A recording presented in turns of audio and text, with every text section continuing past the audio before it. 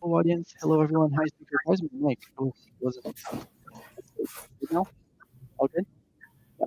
Uh, Audience, thank you so much for joining us today. I'm so excited about this event.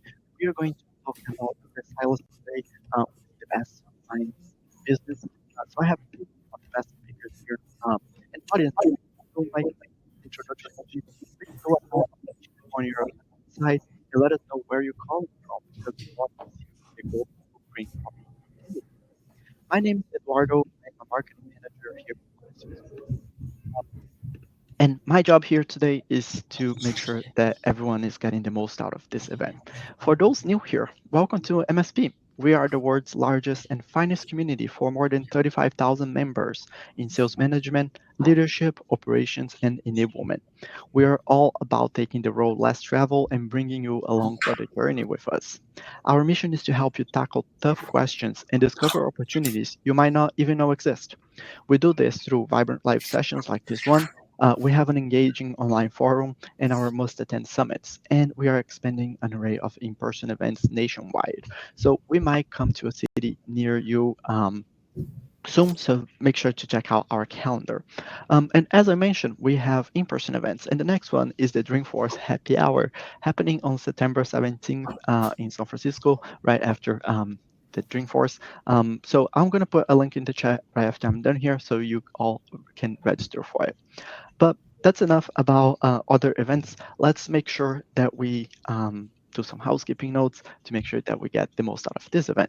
So before we jump in, a quick heads up that we are recording this session and we will have some we want this to be very interactive. So use the chat to ask questions. We also have the Q&A panel on your right-hand side. So use this because it's not always that you have three of the best speakers in RevOps over here to answer your questions.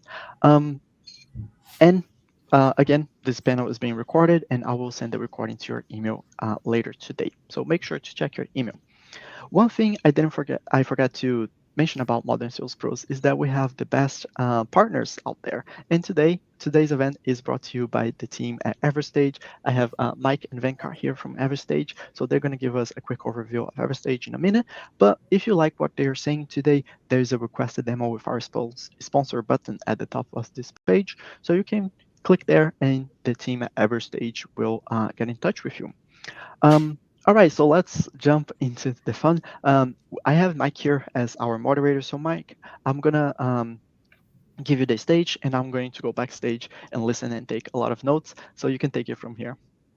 Awesome, awesome. Thank you, and thank you for everybody joining. So excited today. I think I'm not sure if it was just me, but I think Eduardo's mic was cutting out at the beginning. But feel free in the chat, in the messages. We want to make this as engaging as possible. So if you want to share where you're from, what your role is, that would be really helpful as just an icebreaker. But certainly, as we go through the session today, feel free to load up any questions that you would like. Right? We certainly have some content prepared for you, but I think the best way for all of us to learn is to learn based off of real life scenarios that you guys are dealing with. So coming from you, that would be great. So feel free to load in your questions. So just a way of formal introduction for myself and Everstage. So I'm Mike Roneveld. I'm the VP of Global Sales here. And Everstage is the modern ICM solution. So ultimately what we do is we help organizations automate their sales compensation process. We're the #1 ranked sales commission software on G2 and Gartner with a 4.9 out of 5 rating, over 1,500 plus customer reviews. We work with mid-market and enterprise companies to help automate the entire sales comp management process, really help improve efficiency, and really making sure that you're leveraging the data in the best way to drive the best behaviors for your organization. So that's a little bit about myself. That's a little bit about Everstage. So I want to hand it over to our panelists. Venkat and Dan. So Dan, why don't you give a quick introduction of yourself, and then Venkat, you can go after him. Appreciate it, Mike, and I'm happy to be here. So my name is Dan Leva. I am the Senior Vice President of Revenue Operations at a company called CLO. We are a talent acquisition partnership company. So that's not what this is about, but I live in New Jersey, about 45 minutes west of New York City. Hey everybody, I'm Venkat. I manage the RevOps function at Everstage. I'm Director of Revenue Operations, and I'm based out of Chennai, which is where Mike comes in whenever he has an issue for him to solve. Awesome. Awesome. Well, thanks guys. And obviously excited to get into it. And just to kind of set the stage, right? So I'm sure everybody's somewhat aware, but we're going to be talking about data silos. And really, obviously there's a lot of headache that can, cause when your data is siloed that can hinder both growth and effective decision making, right? When the data is fragmented, it makes it really challenging to gain comprehensive business insights and align cross-functional teams. And as a result, from a RevOps perspective, you're going to have to debate instead of actually addressing true business issues. You're debating the data, right? And so ultimately, that's what really we're going to be talking about is just like how to get a handle on your information. How do you actually turn that information into strategies? How does technology kind of play a role and some real life examples? So that's kind of what we're going to be covering today.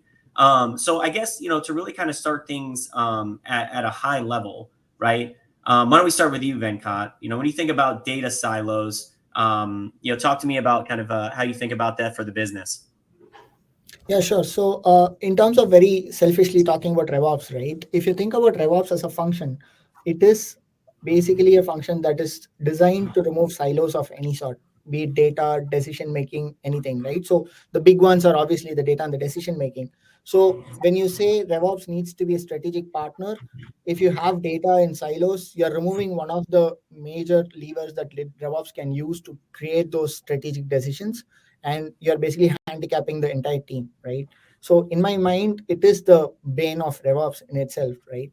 And the way I think about it is in two parts. So if you think about uh, data silos in organizations, you are looking at one, trying to understand what is happening, and then they are all happening in different teams within themselves. So you have echo chambers kind of built in where people are making decisions, people are happy with their decisions, but they don't have the context of the entire organization, or people are really disappointed with their decisions, but they don't again have the context of the entire organization. So they're either congratulating themselves or tearing down the entire team. But the point is, it's still siloed and it's an echo chamber. The second portion that I really find it very exhausting as a RevOps professional, whenever you talk of data silos, is the reconciliation, right?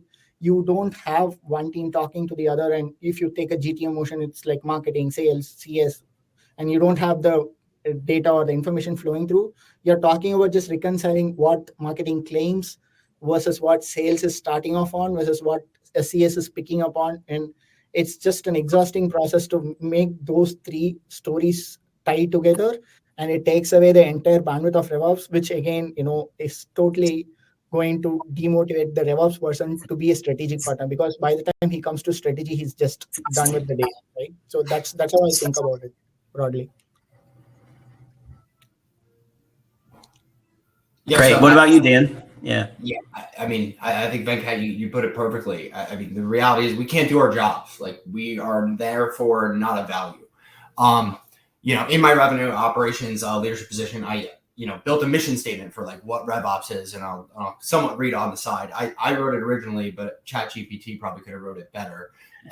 Looking at it now, but like be the connective tissue and force multiplier of growth across our company, harmonizing all revenue functions and data, thereby creating an ecosystem of analytical industry and market insights to win more and drive process. So, like that's in the mission statement of what I try to drive my entire team to do. And it's all about harmonizing those revenue functions. And that starts with the data, right? How can we all be talking about the same thing?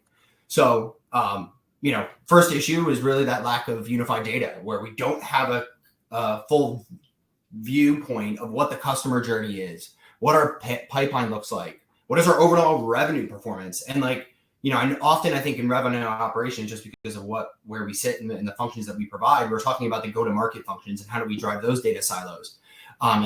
But you add in the complexity of like finance and operational data on top of that. I mean, this becomes a whole different narrative, right?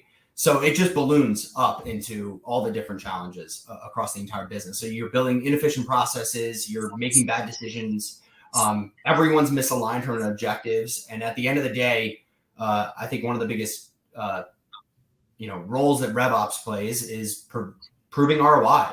And at the end of the day, sharing with the rest of the team how every other independent team is doing and what's working and what's not. So without breaking down these silos, it's really difficult. Yeah, I think it's so important.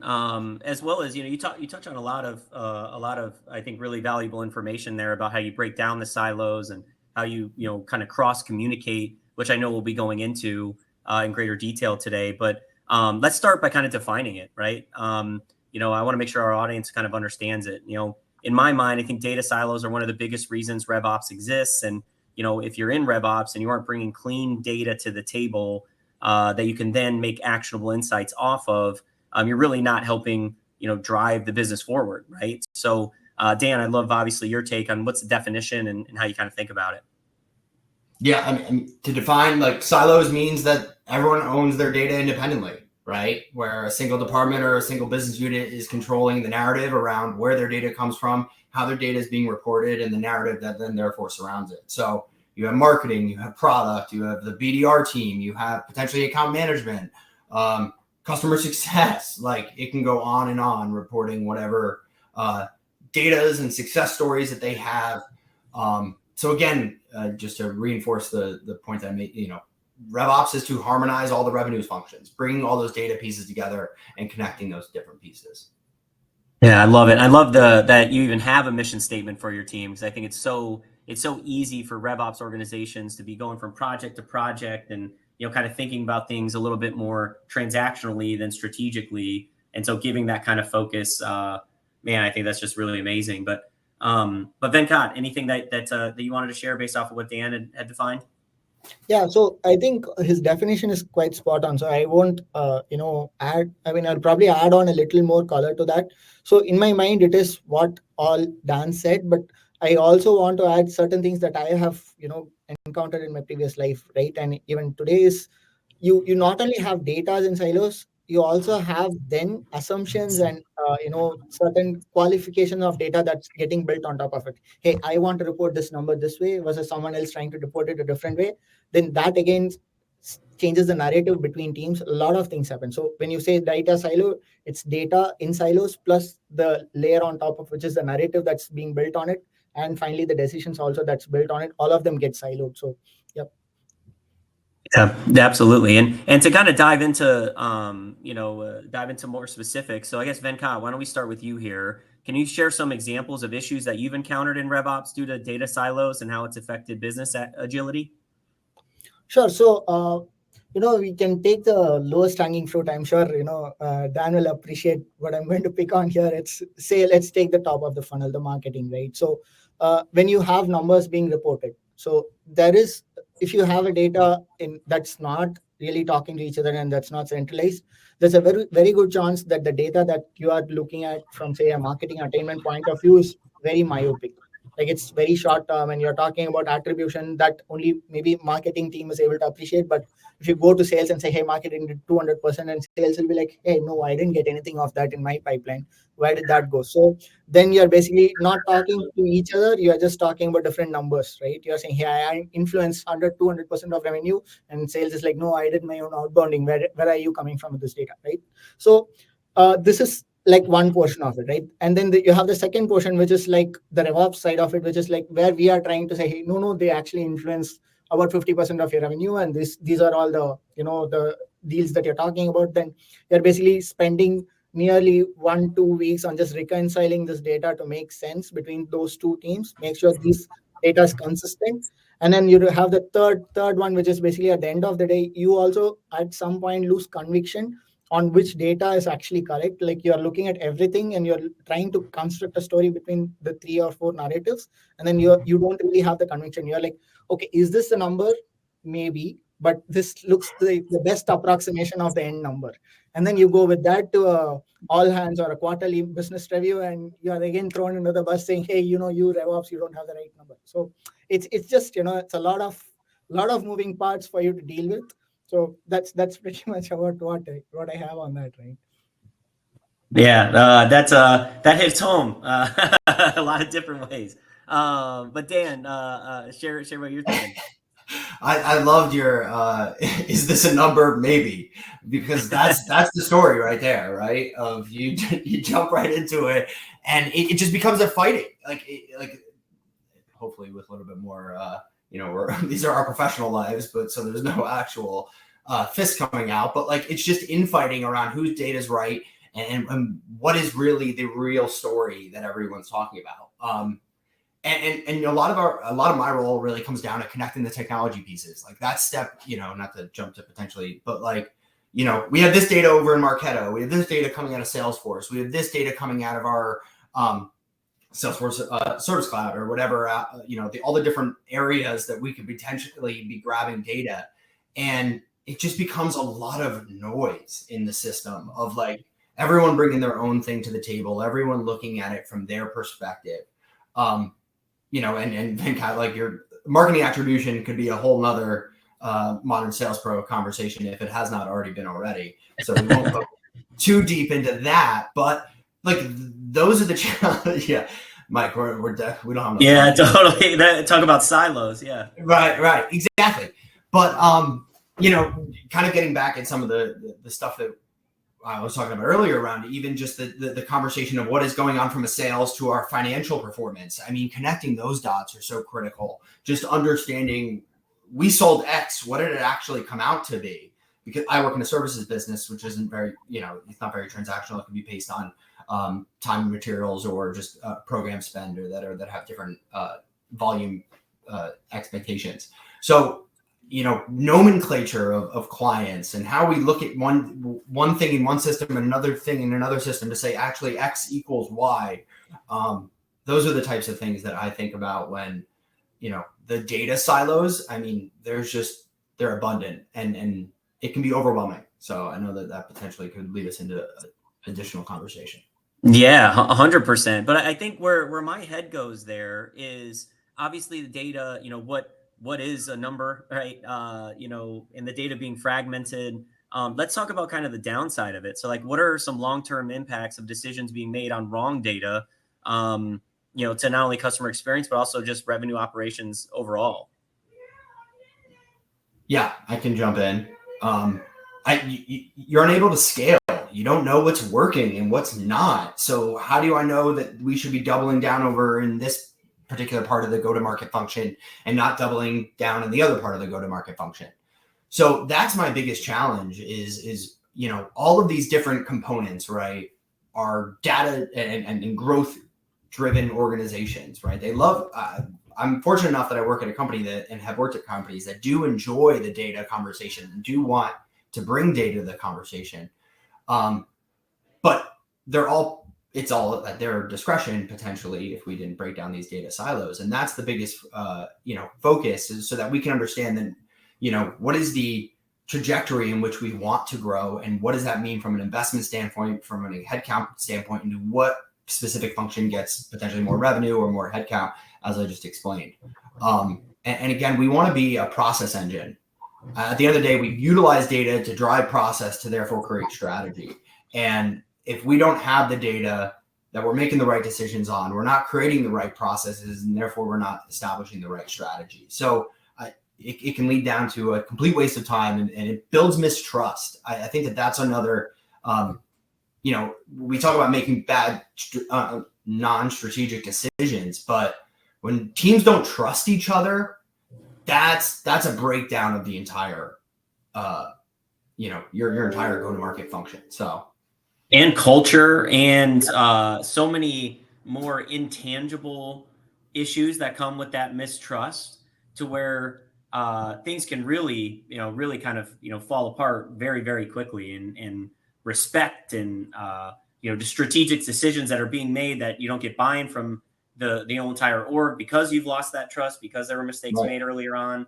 It can really, really cripple an organization for sure.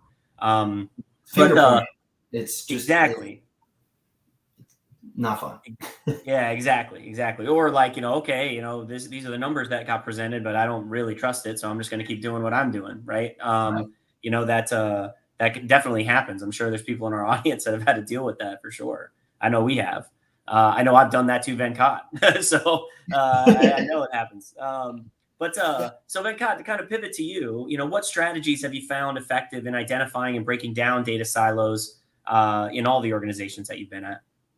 Sure. So, I mean, to maybe just pick it up from where Dan left off, if you think about data silos silos and leading to wrong decisions, right? I just wanted to just add some to that. What my one of my mentors used to say is like, the operation is successful, but the patient is dead. Like you have everything working, but you didn't get the result that you wanted. So especially when things are not going badly, I mean, when not going well, you have no clue where to start because data is all over the place and they are not talking to each other. You are like, hey, I mean, I don't have the result, but everyone has hit their goals. Like, what happened? So that's probably when it's most painful in my mind. So what I try to do in all my endeavors till now is like try to find out what is the most cleanest data that I have, and then make sure it could be an ERP, it could be a CRM, depending on the org I was working in. I try to then make sure that that does not get dirtied again at all, and constantly make efforts to gate my inputs and gate my exits. Right, so like what our data gets in needs to go through 2-3 levels of cleansing.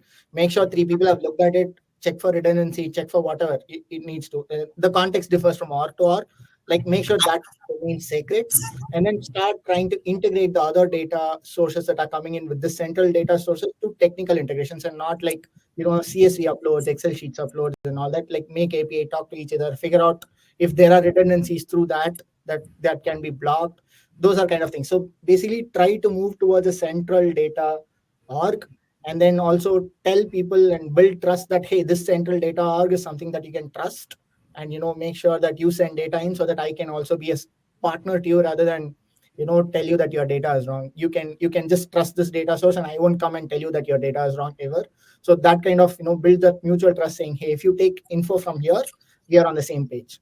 So that kind of helps, and over a period of time, obviously you have the leadership building trust both ways, and that's the starting point for me generally whenever I've worked. Yeah, I think it's so important to make sure that you have the processes in place to just eliminate, is this data accurate, like right out of the gate, right?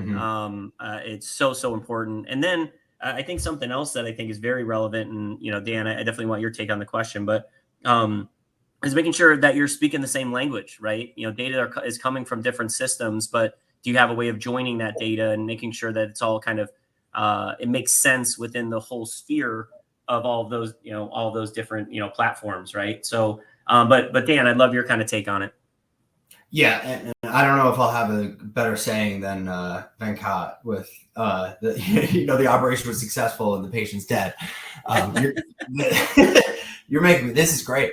This is a great conversation. Yeah, like 100%. Like right.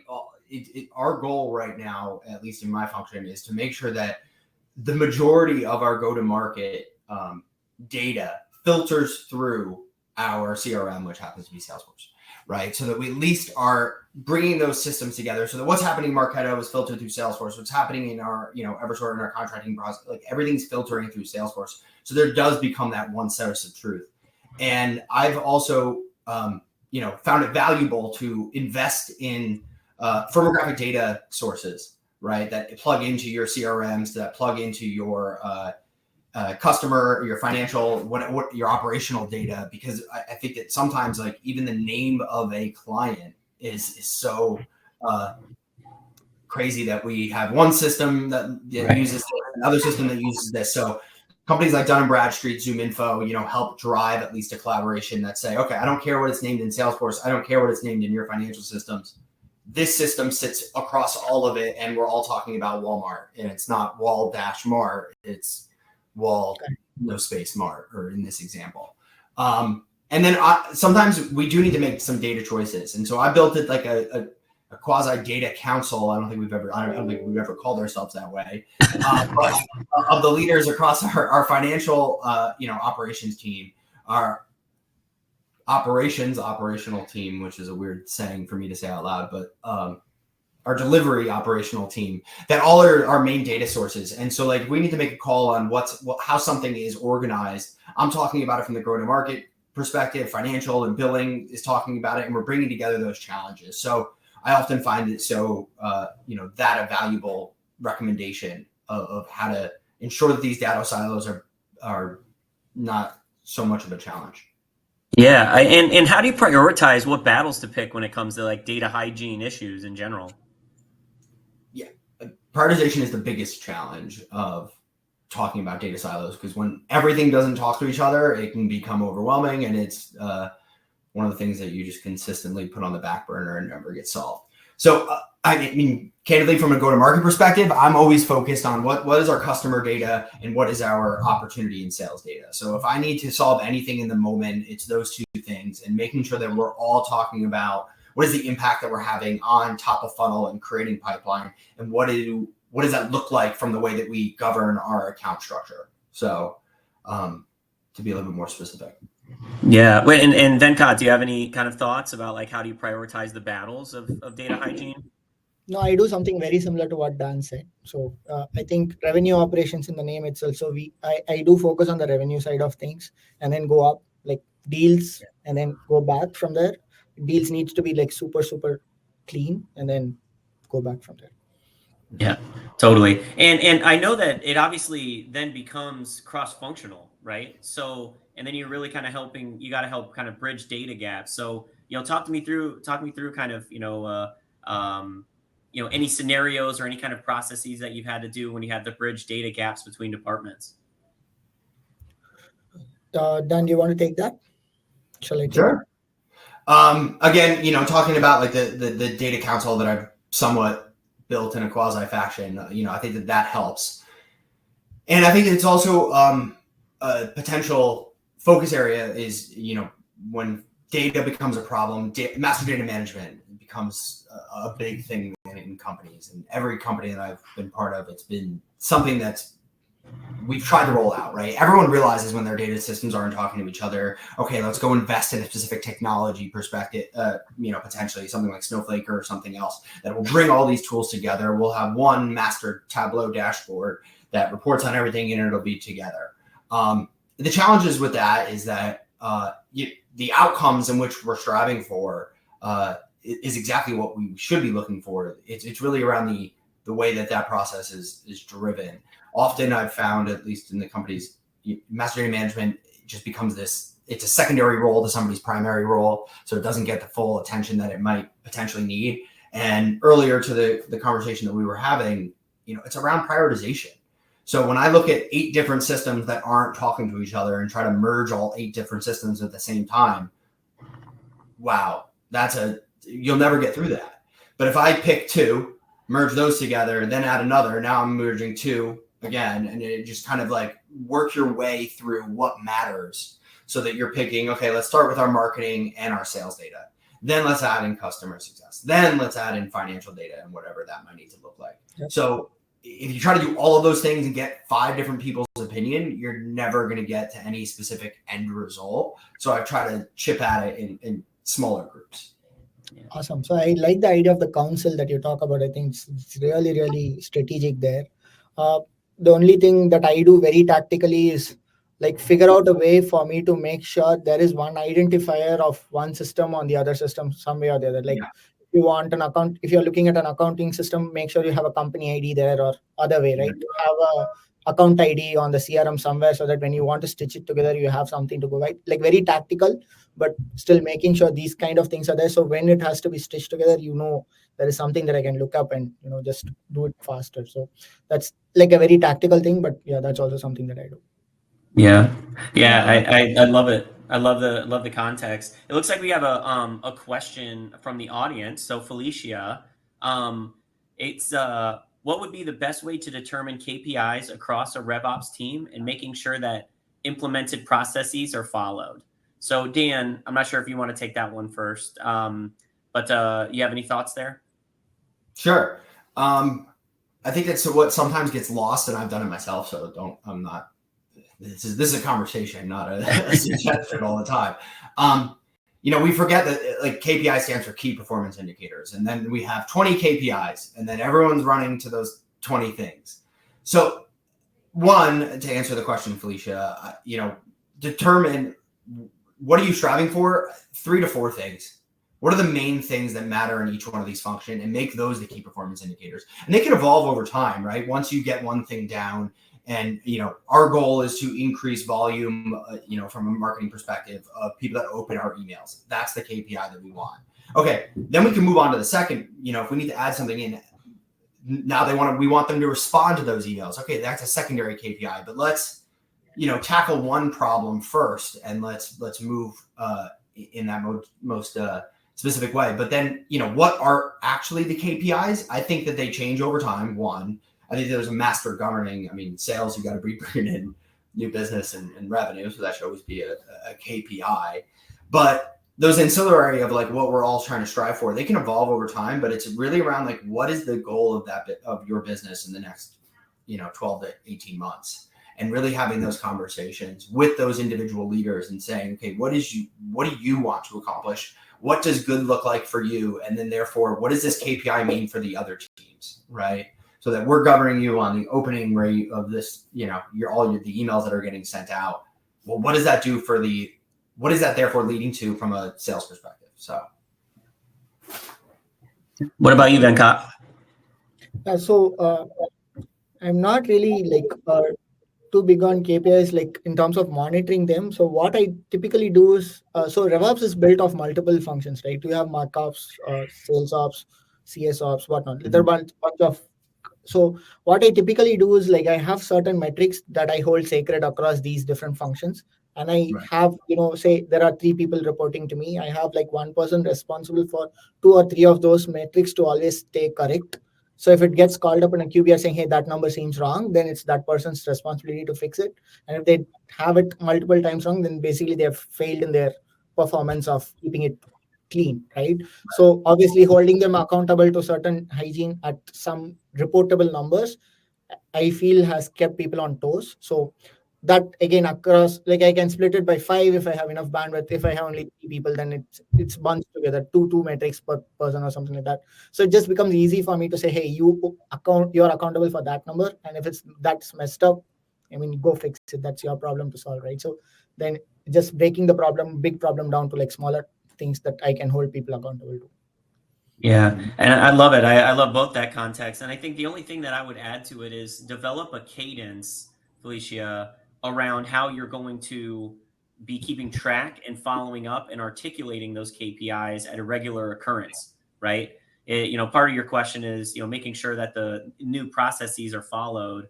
Let's make sure you're following them. Let's make sure that we're talking about it. We're bringing it up. Maybe that's quarterly, maybe it's monthly, maybe it's weekly, right? But you have to develop that cadence in order to really drive the behaviors and, hit the KPIs, right? So hopefully that gives you context and answers your question. So to kind of get back into, kind of the data silo, scenario here. So, Dan, I think you kind of talked about technologies a little bit. So I'm going to come back to you for this one. What role does technology play in identifying and mitigating data silos in RevOps? Are there specific tools or platforms you recommend for improving data, integration and accessibility? So yeah, we've used master data management. I've been at companies that tried to implement these different tools, not to name anything specifically, but I've often found, and happy, this is just my perspective, that less technology systems, the better, right? I think that we are in a data consolidation point in time from both a financial savings perspective and I think an effectiveness spending, right? Where the less technologies will allow you to have less silos. And so I think that that's technology can be your best friend where you're investing too much, especially from a SaaS perspective. I love where AI is driving some of the great revenue operations and revenue enablement tools. But the more that you continue to add on, the more silos that you therefore have. And I think that there's a balance there that I don't think any company can solve perfectly, right? But it's just making sure that you're not overwhelming yourself with so much data that it becomes in so many disparate systems that you're not able to drive to the reality of what actually is working and what's not. Yeah, absolutely. Yeah. So maybe picking up from where Dan left off, right?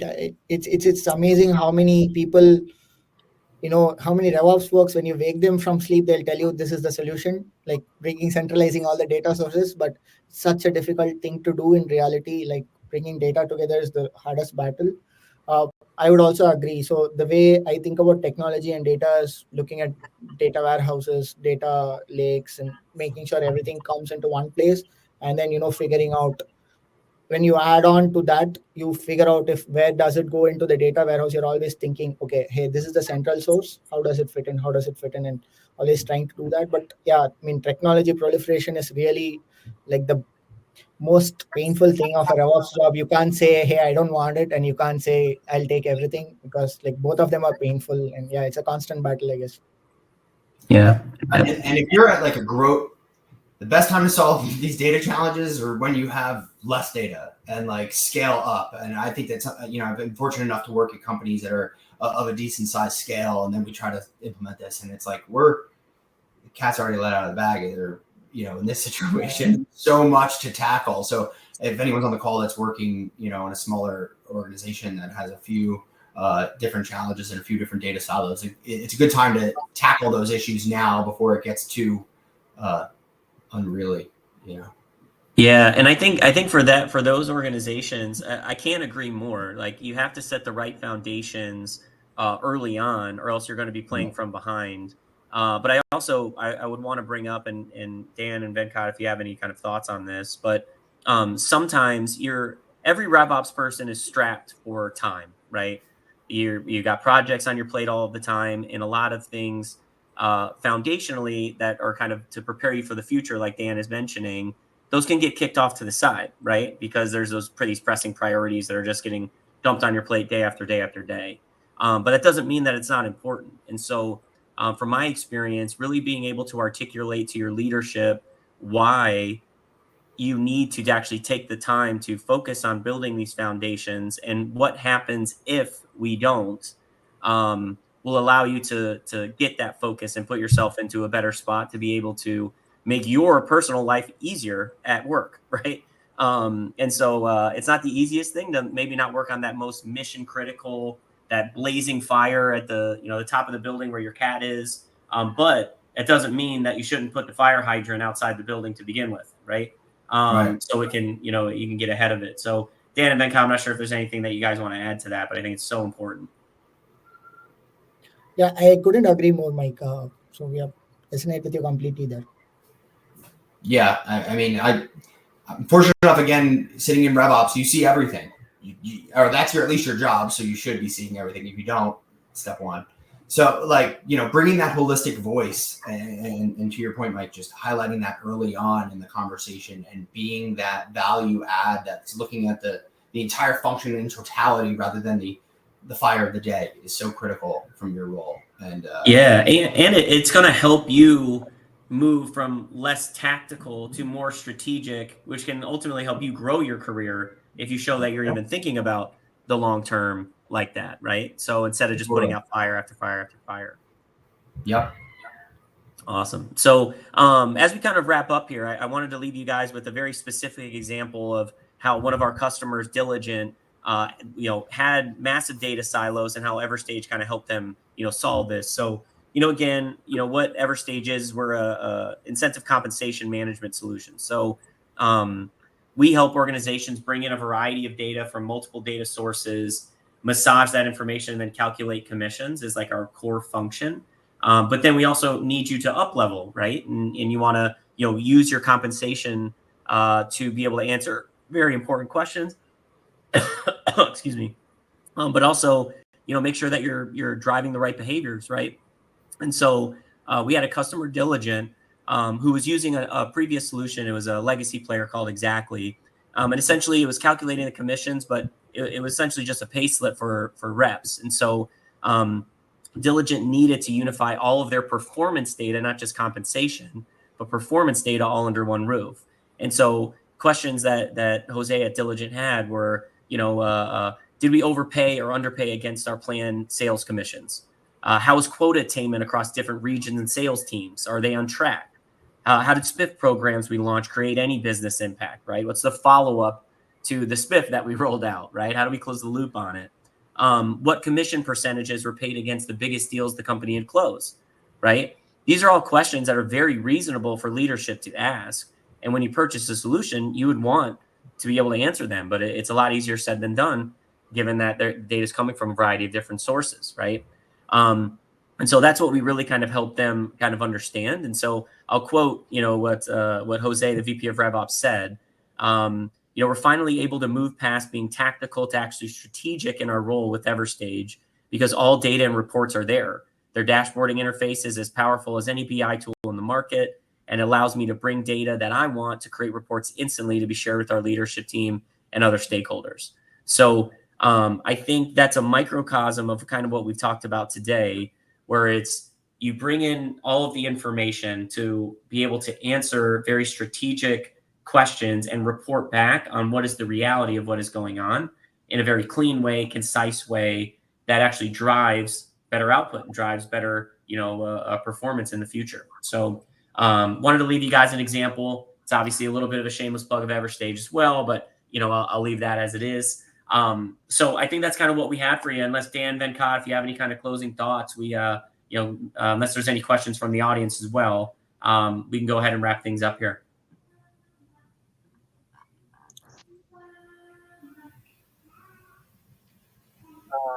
Yeah, it doesn't look. I'm back. Looks like we have any questions from the audience. Uh, Here, but first, I want to thank everyone for attending. We'll actually hear We can't under your mic is better now. that's Yes. better. All right, so I'm just gonna hold it in place right here. I was saying let's wrap things up. But first, I want to say thank you everyone for attending. Audience, you are the best part of MSP. We love having you here with every event that we have. And thank you to our wonderful speakers, Dan, Mike, and Venka.